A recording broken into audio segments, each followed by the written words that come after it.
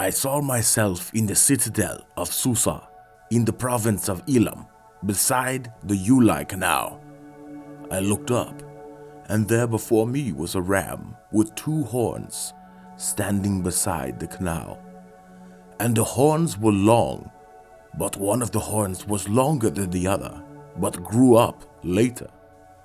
I watched the ram as it charged towards the west, and the north, and the south. No animal could stand against it, and none could rescue from its power. It did as it pleased and became great. The 2-horned ram represents the kings of Media, Persia.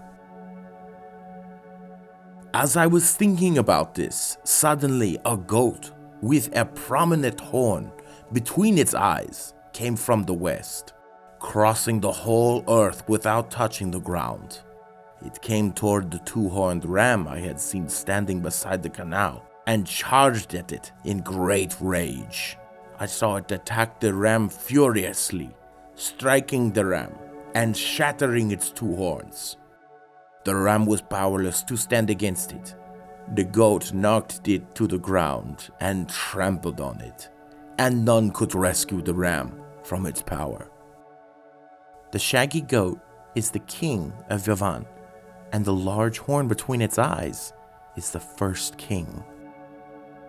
The goat became very great, but at the height of its power, the large horn was broken off, and in its place 4 prominent horns grew up toward the 4 winds of heaven.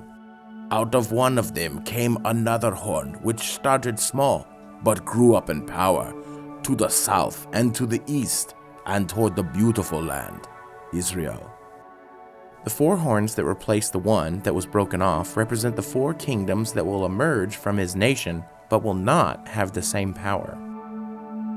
It grew until it reached the host of the heavens, and it threw some of the starry host down to earth and trampled on them. It set itself up to be as great as the commander of the army of the Lord.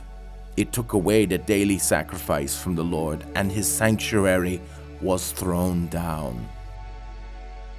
A fierce-looking king, a master of intrigue, will rise. He will become very strong, but not by his own power. He will cause astounding devastation and will succeed in whatever he does. He will destroy those who are mighty, the holy people. He will cause deceit to prosper, and he will consider himself superior. He will destroy many and take his stand against the Prince of Princes. And yet, he will be utterly destroyed, and not by human hands.